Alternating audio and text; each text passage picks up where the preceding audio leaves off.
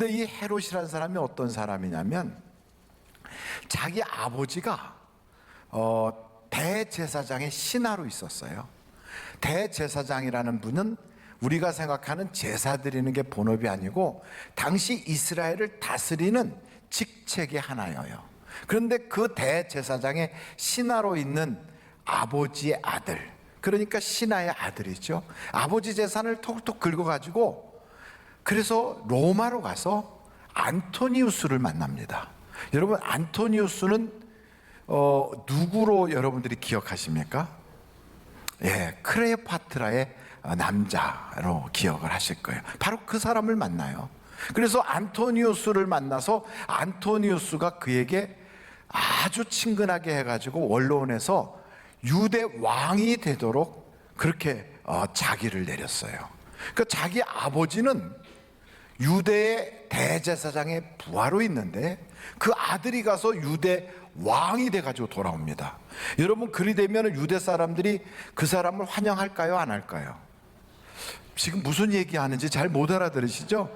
네, 쉽게 한번 설명하겠습니다. 문재인 대통령이 있는데 그 청와대에서 일하는 비서관의 아들이 어디 가가지고 내가 한국의 대통령으로 추천받았다 이러고 돌아온다면 우리나라 사람들이 그를 정통으로 인정할까요, 안 할까요? 안 하죠. 이것 같은 똑같은 소리입니다.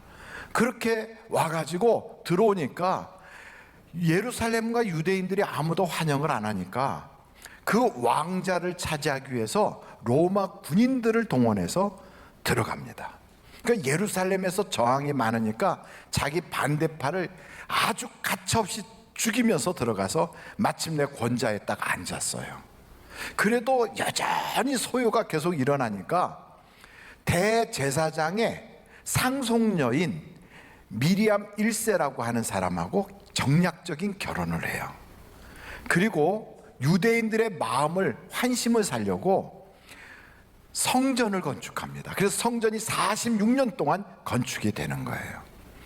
그래가지고 성전도 건축하지, 정통성도 이어받았지, 그래도 여전히 백성들의 마음속에는 불만이 가득하거든요. 이건 뭐 갑자기 신하가 어느 날 신하의 아들이 가갖고 돈 주고서 왕위를 사가지고 왔다고 우리나라 왕이 됐어, 이거 있을 수가 없지, 이런 생각들을 다 하는데 이 사람이 어떤 계략을 꾸미냐면 자기는 신명기서 나오는 바로 그 인물이라는 거예요. 여러분, 그런 얘기는 우리가 이단들한테서 많이 듣죠? 예, 이단들이 그래요. 동방의 감람나무가 바로 성경에 나오는데 그가 나다, 이렇게 주장하는 그런 사람들 보면 우리는 어떤 생각이 들어요? 두 자로 이단. 예, 웃자고 한 얘기인데 안 웃고 가만히 있는 분들은 꼬집으면서라도 웃어야 돼요. 근데 어찌됐든 이런 이단적인 사고를 가지고 사람들한테 무슨 얘기를 하냐면 모세와 같은 선지자를 하나님이 주신다고 했잖냐? 근데 그 선지자는 어떤 사람이냐? 성경에 보니까 너희 중 형제 가운데 모세와 같은 선지자를 보낸다고 그랬지? 그래, 너희들이 아니라 너희 형제란 말이야. 너희 형제는 누굴까? 바로 에서 아니냐? 내가 에서의 족속이야, 에돔 족속. 그런 내가 갑자기 왕의 권위를 가지고 성전도 지어주잖냐? 그러니 내가 하나님이 보낸 메시아다, 이렇게 주장하면서 그래서 자기를 지지하는 사람들을 모았는데 그들의 그 이름이 헤롯 당이에요. 그래서 성경에 보면 열심당원, 헤롯 당원 이렇게 등장하는 인물들이 다 헤롯이 그렇게 해서 사람들을 선동하여 만든 거짓 메시아 사상이거든요. 이 사람이요, 아주 간교해서 자기하고 그렇게 정략적으로 결혼했던 그 여자의 아버지, 자기의 장인인데 그 장인도 죽여요. 장모님도 죽여요. 심지어는 자기 아내도 죽여요. 그리고 자기의 사위도 죽여요. 왜 죽이냐면 자기의 왕권에 도전할까봐 싹 죽여요. 이 헤롯이라는 인물은 인간이기를 포기한 사람이에요. 근데 자기가 누구 때문에 왕이 됐냐면 안토니우스 때문에 왕이 됐는데, 이 안토니우스가 옥타비아누스하고 전쟁이 붙었어요. 근데 여러분, 옥타비아누스의 누나가 안토니우스의 부인인데 갑자기 자기 누나를 버리고 저 이집트로 가더니 아주 얼굴부터 몸매가 삼삼하게 빠진 클레오파트라를 사랑한다고 그 사람하고 결혼해 버린 거예요. 여러분, 이렇게 되면 천한매부간의 원수가 돼요, 안 돼요? 여자들만 얘기하지 말고 남자들도 다 같이 원수 돼요, 안 돼요? 돼요. 그래갖고 결국은 싸움이 붙은 거예요. 그래서 이 싸움이 악티움 해전인가, 이 전쟁이 붙었는데 헤롯은 누가 이기길 바랄까요? 안토니우스가 이겨야 자기의 왕권이 유지되겠죠. 근데 웬걸 옥타비아누스가 이겼어요. 안토니우스는 자결을 해버렸어요. 그러니 자기의 왕자가 불안하잖아요. 그러니 옥타비아누스한테 급히 달려가 가지고 자기보다 나이가 어린 옥타비아누스 앞에 납작 엎드려서 왕관을 벗어서 그 발밑에다 내려놓고, 그러고 뭐라고 얘기하냐면, 나는 당신의 신하니 영원토록 당신을 칭송하겠다고 엎드려요. 그러니까 옥타비아누스가 기분이 좋을까요, 안 좋을까요? 좋으니까 그래, 네가 왕해라 이래가지고 다시 왕권을 받아갖고 돌아온, 이야, 대단한 권모술수의 사람이에요. 그런데 이 사람한테 가가지고 유대인의 왕으로 나신 이가 어디 계시뇨 이렇게 찾은 거예요. 여러분, 이 사람은 자기의 왕권을 지키려고 별짓을 다 하는 사람인데 갑자기 유대인의 왕으로 나신 이가 어디 계시냐고 동방에서 온 이방 사람이 와가지고 동네방네 휘젓고 다니면서 예루살렘 성을 발칵 뒤집어 놓은 거예요. 그러면 헤롯이 불안해요, 안 불안해요? 불안하죠. 그러니까 대제사장들과 서기관들을 소집한 거예요. 야, 옛날 이 선지서에 그런 얘기가 나오는 게 사실이냐? 그랬더니 사실이라는 거예요. 어디서 태어난다고 그러냐? 그랬더니 저 베들레헴에서 태어난다는 거예요. 그러니까 박사들을 싹 부른 거예요. 그러니까 이 헤롯은 굉장히 간교한 사람이거든요. 그냥 베들레헴에 가봐라, 거기서 태어난다더라 이렇게 묻지 않고 너희들이 별을 본 게 언제쯤 되냐 이렇게 물은 거예요. 왜 그랬을까요? 몇 살 대상을 주의 깊게 보려고 한 거죠. 너희가 별을 본 게 언제쯤 되냐? 그랬더니 한 1년쯤 된다는 거예요. 그러냐? 저 베들레헴에 가서 그 왕을 찾거든 경배하고 나도 가서 경배할 수 있게 내게 와서 알려줘라 이러고 보냈어요. 그랬더니 이 박사들이 가서 경배를 하고 그날 밤중에 꿈에 하나님께서 헤롯에게 가지 마라 하니까 자기 고향으로 돌아간 거예요. 헤롯이 이제나 저내나 하고 기다렸는데 갔다 왔어도 벌써 10번은 갔다 왔을 텐데 안 오니까 군대를 동원해서 2살 이하의 어린아이들을 싹 죽여버린 거예요. 왜요? 안전하게 자기의 라이벌 될 만한 사람은 다 없애버리는 거죠. 이 사건을 오늘 이 성경을 보면서 우리는 한 2-3가지 생각해 볼 필요가 있다는 거예요. 여러분, 헤롯 왕이 다스리는 시대는 백성들이 행복했을까요? 불행했을까요? 이런 시대를 행복하다고 말하는 사람은 상당히 문제가 있을 거예요. 더더군다나 이 옥타비아누스라고 하는 사람이 성경 누가복음 2장에도 등장하는데, 아우구스트가 안토니우스와 함께 전쟁을 치르고 나니까 전비를 많이 썼잖아요. 그래서 세금을 더 거두려고 모든 사람들은 고향에 가서 자기의 인구조사를 하는데 호적을 등록해라. 그래서 세금 더 거두려고 그 일을 했거든요. 그래서 베들레헴까지 요셉과 마리아가 가서 호적을 등록하러 간 거예요. 그러니 세금은 더 올라가지, 백성들은 살기가 어렵지, 헤롯처럼 욕심 많고 간교하고 잔인한 사람이 나라의 통치를 맡았지.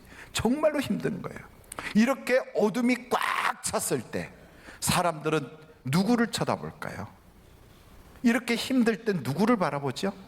여러분은 이런 어려움이 생기면 누구를 바라봅니까? 남편 바라봅니까? 하나님을 보게 돼 있어요. 그래서 우리 하나님을 바라볼 때 많은 사람들이 그래, 야야야, 기도해도 소용없어. 하나님 바라보다 안 된다니까. 세상이 이러는데 하나님이 뾰족한 수가 있겠냐? 이런 생각이 딱 드는데, 성경을 보니까 여러분, 세상이 절망스러울 때 우리는 보지 못했어도 하나님은 일하고 계시다는 거예요. 할렐루야. 우리나라에 왔었던 언더우드라고 하는 그 선교사님이 계세요. 그분이 1907년에 썼던 언더우드의 그 기도시거든요. 1907년은 어떤 일이 있었냐면 고종이 폐위되는 사건이 있었어요. 고종 폐위.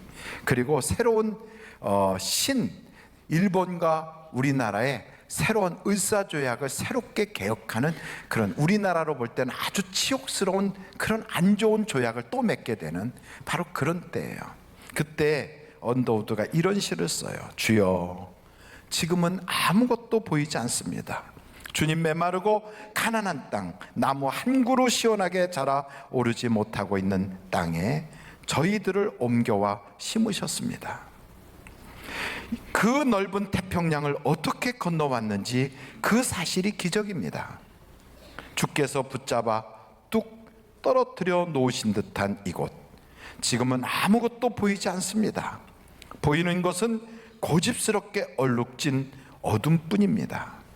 어둠과 가난한 인습에 묶여있는 조선 사람들 뿐입니다. 그들은 왜 묶여있는지도 고통이라는 것도 모르고 있습니다. 고통을 고통인 줄 모르는 자들에게 고통을 벗겨주겠다고 하면 의심하고 화부터 냅니다. 조선 남자들의 속셈이 보이지 않습니다. 이 나라의 조정의 내심도 보이지 않습니다. 가마를 타고 다니는 여자들을 영영 볼 기회가 없으면 어쩌나 합니다. 조선의 마음이 보이지 않습니다. 그리고 저희가 해야 할 일이 보이지 않습니다. 그러나 주님, 순종하겠습니다. 겸손하게 순종할 때 주께서 일을 시작하시고 그 하시는 일을 우리들의 영적인 눈이 볼 수 있는 날이 있을 줄 믿나이다. 믿음은 바라는 것들의 실상이요 보이지 못하는 것들의 증거니라고 하신 말씀을 따라 조선의 믿음의 앞날을 볼 수 있게 될 것을 믿습니다. 지금은 우리가 황무지 위에 맨손으로 서 있는 것 같사오나 지금은 우리가 서양 귀신 양귀자라고 손가락질을 받고 있사오나 저희들이 우리 영혼과 하나인 것을 깨닫고 하늘나라의 한 백성, 한 자녀임을 알고 눈물로 기뻐할 날이 있음을 믿나이다. 지금은 예배드릴 예배당도 없고 학교도 없고 그저 경계의 의심과 멸시와 천대만이 가득한 곳이지만 이곳이 머지않아 은총의 땅이 되리라는 것을 믿습니다. 주여, 오직 제 믿음을 붙잡아 주소서. 이렇게 언더우드가 1907년, 지금부터 100년 좀 되는 그때 이렇게 조선 한국말을 바라보면서 아무것도 보이지 않는다, 여기는 어둠뿐이다, 어떻게 해야 될지도 모르겠다고 절망적인 시를 쓰고 있을 때 하나님은 일하고 계셨다는 거예요. 그래서 1907년 평양 대부흥운동이 그때 일어났어요. 그리고 이 조선 땅에 전국으로 그 기도운동, 회개운동이 쫙 퍼져나가면서 이 땅에 수많은 교회들이 세워지기 시작했고 100년이 지나지 않아 이 땅에서는 하나님의 이름을 불러가며 예수님 때문에 가슴을 떨면서 눈물을 흘리고 기뻐하는 은혜 받은 사람들로 주일날이면 교회로 몰려가고 있습니다. 여러분, 절망적인 바로 그때 어둠이 가득할 때 우리는 절망할 이유가 없습니다. 가장 어두울 때 하나님은 일하고 계신 것을 믿으시기 바랍니다. 사실은요, 요셉 그리고 마리아는 고향 땅에 갔지만 고향에서 환영받지 못했어요. 배가 이렇게 나와갖고 이제는 만삭이 됐을 때 얼마나 여자의 몸이 무겁겠어요. 저는 임신을 안 해봤지만 그러나 여러분 생각을 해보세요. 뱃속에다가 한 3kg짜리를 탁 집어넣고 다니면 아마 다리도 퉁퉁 붓고 그리고 걸을 때마다 힘든데 그 나사렛에서부터 베들레헴까지 그 먼 길을 걸어서 갔으니 얼마나 힘들었겠어요. 그러면서도 남편한테 힘들다고 말도 못하고 남편은 남편대로 자기 아내를 데리고 가면서 내 여자가 결혼을 할 상대지만 나하고는 상관없는 아이를 뱃속에다 가지고 있으니 얼마나 마음이 불편했겠어요. 그런 상태에서 집집마다 문을 두드리면서 죄송한데요, 혹시 방 있습니까? 빈 방 있습니까? 하고 두드릴 때 아무도 그를 받아주지 않았어요. 여러분, 사람에게 있어서 참 고통스러운 건 거절당한다는 거예요. 세상의 사람들이 두려워하는 것은 남들에게 거절당할까봐 두려운 거예요. 사람들에게 무시당할까봐, 거절당할까봐, 외면당할까봐 그게 두려운데, 이 요셉과 마리아는 집집마다 거절당했어요. 어느 집에서도 환영하여 문 열어준 집이 없어요. 다 문 닫아버려.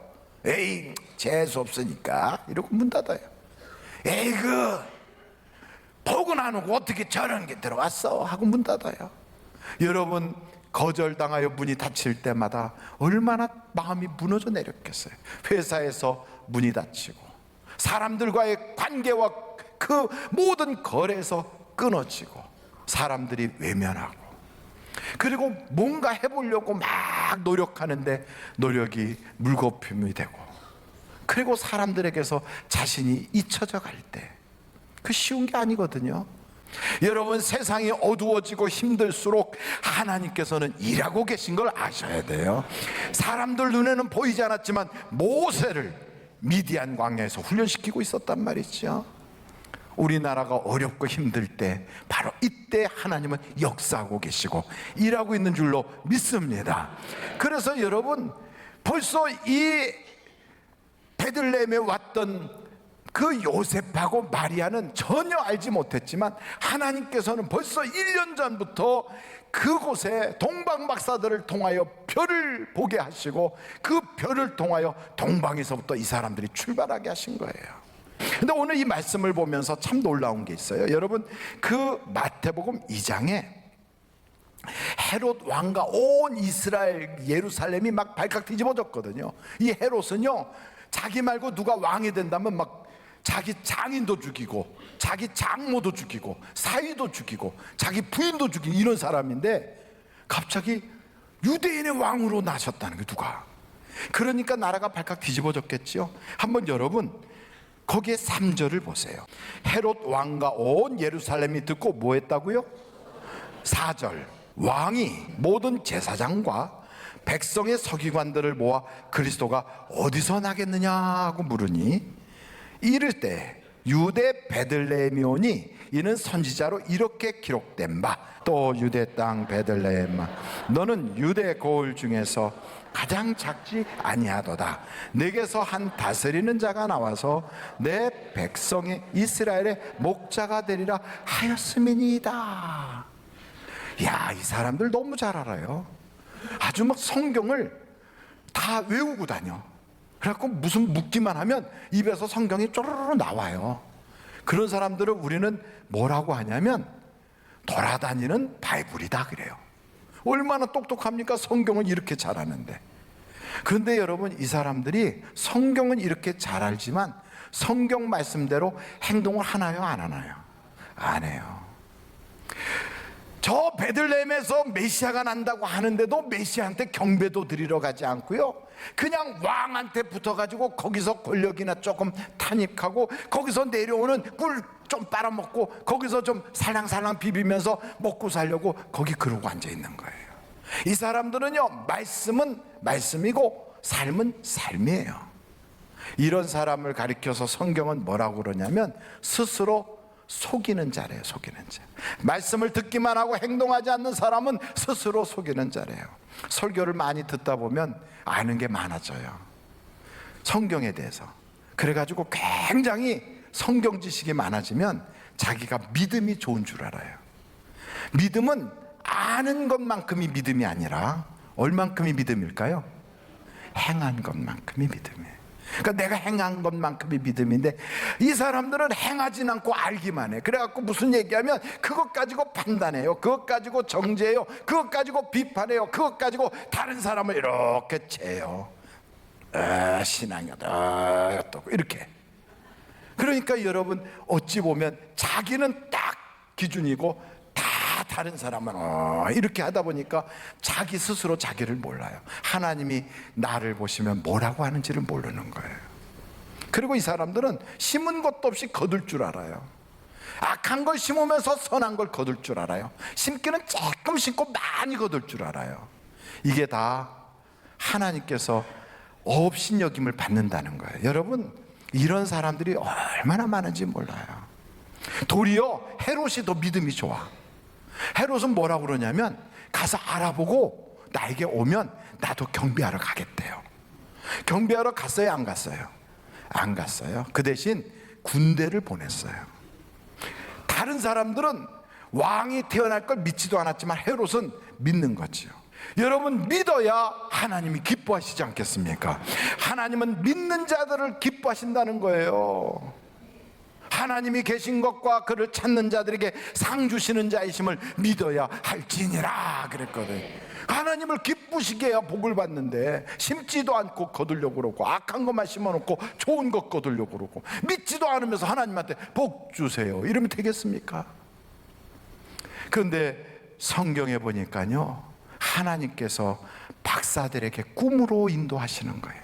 이 사람들은 그 사단이 일어나게 된 것이 조급해서, 하룻밤만 참았으면 별을 보고 제대로 인도함을 받을 텐데 조급해서, 그리고 당연히 왕은 왕궁에 태어날 거라고 하는 선입견 때문에, 그리고 그냥 자기들의 주관대로 막 그러고 있다가 결국은 사단이 난 거거든요.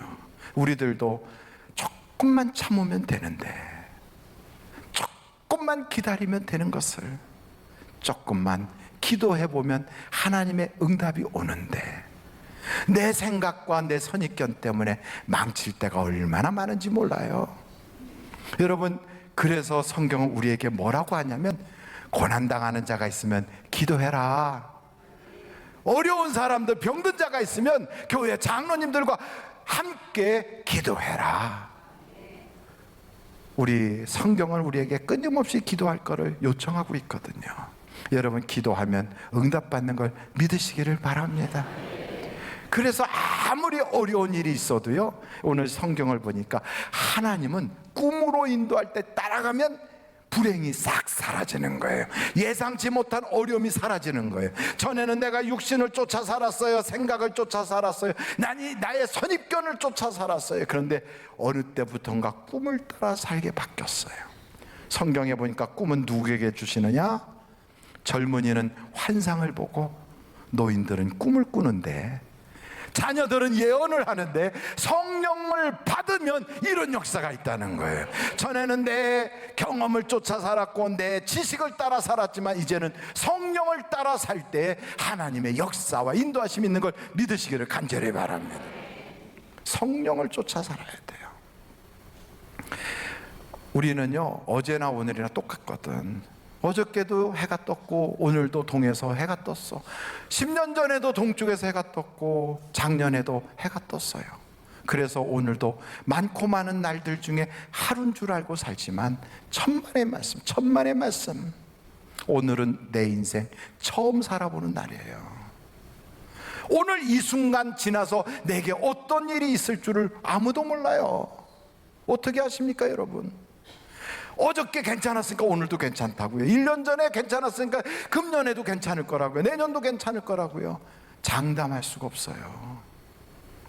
그래서 여러분, 성경을 우리에게 끊임없이 말합니다. 5분 뒤를 모르는, 앞을 못 보는 시각장애인 같은 우리의 인생에 하나님이 목자가 되셔야 부족함이 없이 살 수가 있다는 거예요.